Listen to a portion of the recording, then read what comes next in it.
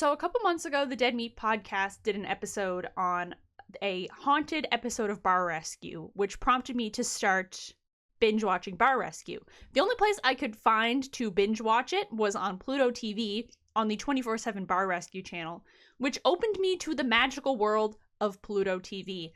I am not sponsored by them in any way, but I am giving them this free promotion because it is so good. Just random 24-hour channels of just the weirdest assortment of shows. So after about 2 months of watching Bar Rescue, I was starting to get a lot of repeats of things I had already seen, and I was sort of looking for a new show, and I stumbled across the 24/7 Baywatch channel, and I was like, this could be fun to watch. The only thing I knew about Baywatch is Pamela Anderson in it, and that scene in Borat where Borat is watching Pamela Anderson in Baywatch and screaming, "Be careful, CJ!" Be careful!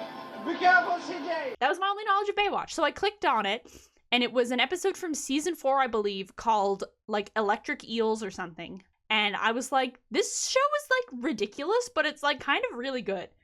So after watching a couple random episodes on the 24/7 channel, I was like, I wonder if I can stream this anywhere in full. Lo and behold, the entire show is available on demand on Pluto TV. So I started watching it from season 1, episode 1, and I became witness to the greatest episode/TV movie of all time, season 1, episode 1 of Baywatch, Panic at Malibu Pier. That we take for granted, we will solve and show. There is zero sarcasm or jokiness in my voice when I say this is one of the most exciting episodes of television to watch ever. I am not like a TV snob or whatever. Like, I'll watch the popular shows when it's out. I watch Succession, I watch Follow, blah, blah, blah, blah, blah. But I love a good TV show I can sit down and turn my brain off to watch. And Baywatch is just filling that hole in my life right now. So Panic at Malibu Pier is the pilot for the show, and it sort of introduces you to all the characters. It shows you some of the rescue stuff. It just really sets the stage for what the first season is going to be. So there's a couple different plot lines going on during the show and a lot of different characters. So I'll give you a quick introduction before I get into the actual gist of this video. So first off, we've got David Hasselhoff, who plays Mitch Buchanan, who is newly promoted to lieutenant at Baywatch. He has a son called Hobie, who is in the junior lifeguard program. He also has an ex-wife he's going through a divorce with named Gail, played by Wendy Malick, who is the voice of Bernadine from the Bratz movies. Furthermore, Lance's agent said you two are so incompetent that he is never going to let your thing interview any of his clients ever again. Then some of the other lifeguards, we've got Billy Warlock, who plays Eddie Kramer, who is sort of an established lifeguard already. And then we've got Erica Elniak, who plays Shawnee McLean, who is a rookie lifeguard. This is sort of her first summer on the sand. We've got Sean Weatherly, who plays Jill Riley, who is a more established lifeguard there. I think she's also a veteran lifeguard like Eddie. Parker Stevenson, who my parents mentioned after watching me watch Baywatch last night, was Frank from the Hardy Boys. If anyone here watched the Hardy Boys, he plays Craig Pomeroy. He is married to Gina Pomeroy, played by Gina Hecht in this first episode. For the rest of the season, they give her the substance, and she is played by Holly Gagner for the rest of the show. We've also got Monty Markman, who plays Captain Don Thorpe, who is sort of older guy who holds the court of Baywatch, I guess. We've got Peter Phelps, who plays Trevor Cole, who is an Australian lifeguard for a beach club on the beach that I guess they sort of keep one of their own lifeguards at because they don't do their job.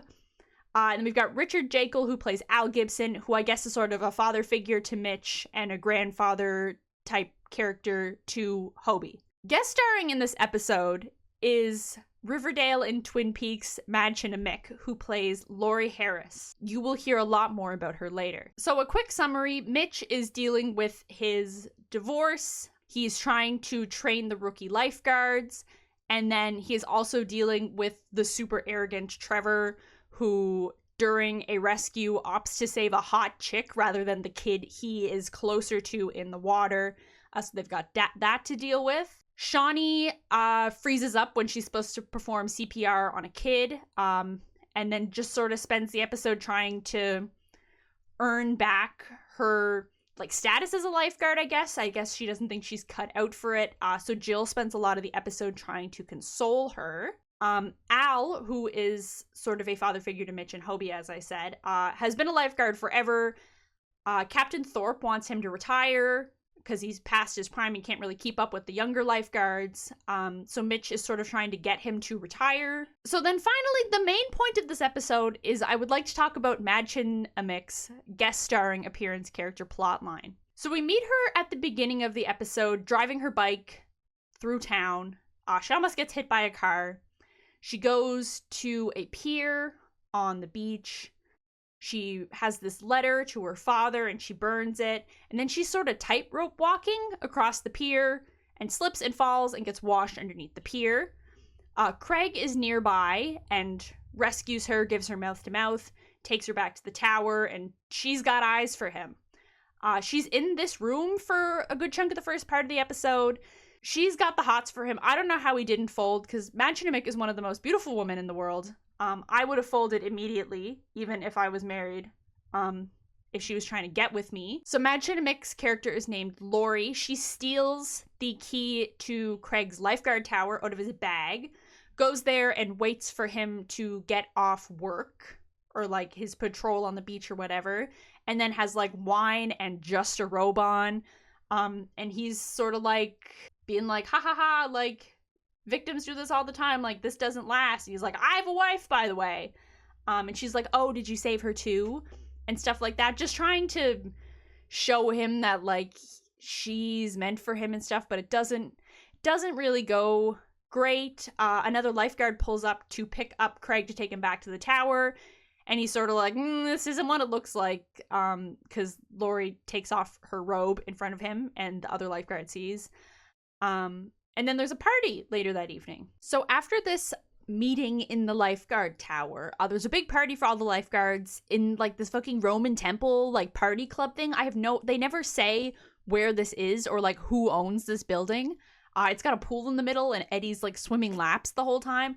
It's a very good party location. They have a band right next to the pool playing a song the whole time. One other thing I love about Baywatch is they have songs like seemingly written for every episode, because I tried to Shazam one once and nothing came up. So these are seemingly written for the show and then just never released, which I applaud them for because it works very well. Because sometimes hearing like easily recognizable music in TV is really off-putting. Like when they played Billie Eilish's You Should See Me in a Crown and Agatha All Along, that literally made me not want to continue watching the show, and I haven't. So anyways, Lori strolls into the party looking absolutely gorgeous. Once again, Craig is a strong man. I would have folded so hard for her.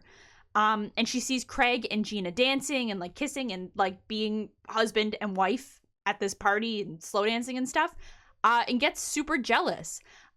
She follows Gina into the bathroom, borrows her blush and stuff, and tells this story about meeting a lifeguard and things getting hot and heavy in the lifeguard tower. They go back out to the party. Lori gives Craig a big hug and like makes comments like, oh, we had such a great afternoon, stuff like that, to like make Gina get jealous, obviously, because her husband cheated on her in this scenario.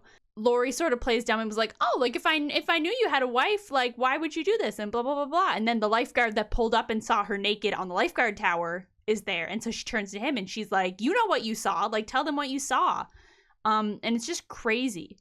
Anyway, so we go back to Craig and Gina's house, which is just this crazy looking pastel blue and white and pink, like mansion-esque, like art deco apartment type thing. They have a Buddha statue on their headrest that I cannot get out of my head.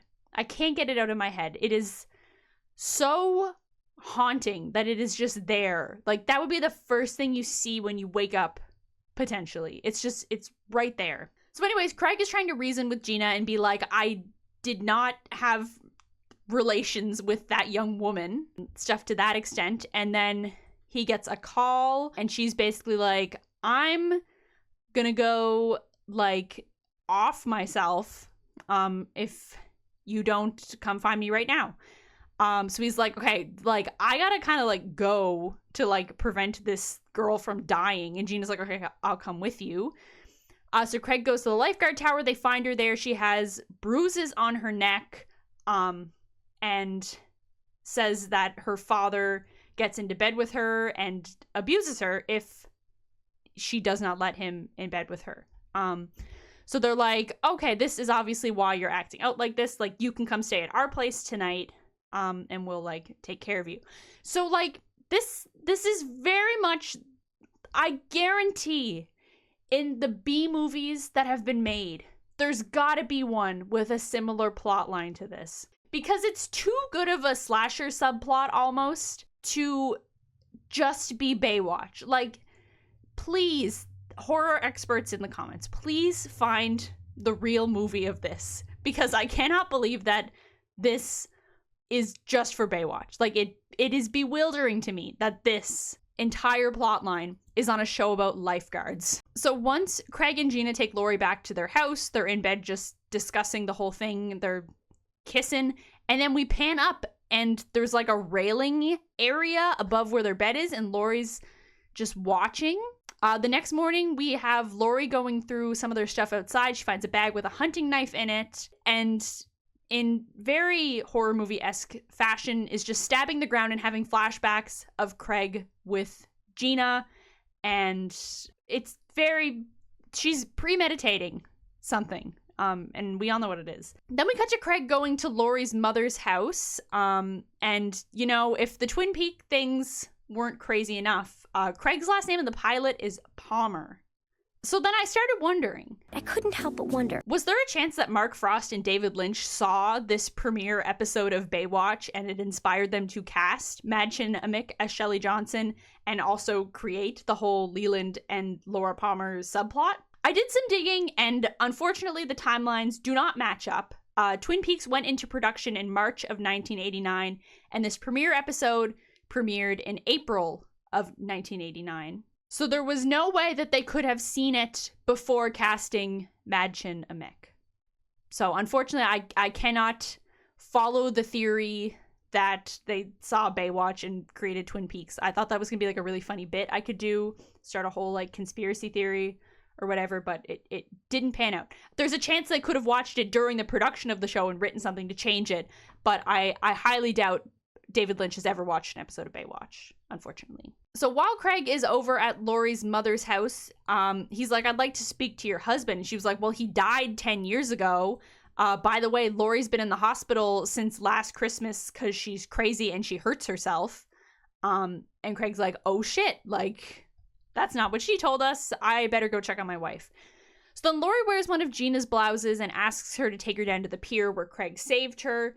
And then they go down to the pier underneath where all the homeless people live. Gina's not really a whole fan of this, but Lori has a scheme and knows what she's up to. This is like a really well executed chase scene. Like, I'm not even joking in the slightest when I talk about how good this episode is. I mean, if you want to watch it and not watch the rest of the show, understandable, but give 90 minutes of your time to watching this TV movie. I promise you, you will not be disappointed. There are so many wonderful things in it. So Craig goes home, looks around, Gina's not there, and then Gina and Lori have this crazy chase scene around the pier.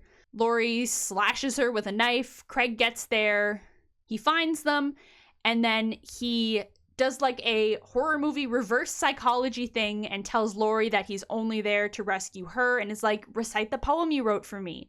And then she takes his hand and they take the knife from her, and Gina's just watching the whole thing, and then Lori sobs, and then it cuts to a boat, and we never find out what happens, and it is never referenced again in the entire show. So yeah, despite the fact I did just give away one of the entire overarching plots of this episode, I really do think it's worth the watch. As I said earlier, it's just fun. Put it on and just ham it up. Have some snacks. It's really good to shut your brain off too. I'm really into media right now I can watch and shut my brain off. I know critical thinking is important, and maybe that's why I can't speak properly on movies with real themes, because I love things I can shut my brain off and watch, and Baywatch is one of those things. I just finished the first season last night. It is so much fun to watch. It is so insane. There's about a 3-episode run where there's an illegal gambling boat. The next episode is about a ghost woman on the beach. And then it is followed by the highest rated episode of the entire show about a shark derby. It's all available for free on Pluto TV. There's some ads sprinkled out throughout it. But you know what? It's totally worth watching it, and it's totally worth your time. I'm going to continue to watch this show. I love having a show to watch that I don't have to think about, as I said. So let me know down in the comments if you are going to watch this or you have watched it. We can discuss it. Make sure to like, share, and subscribe if you haven't already, and I'll see you in the next one.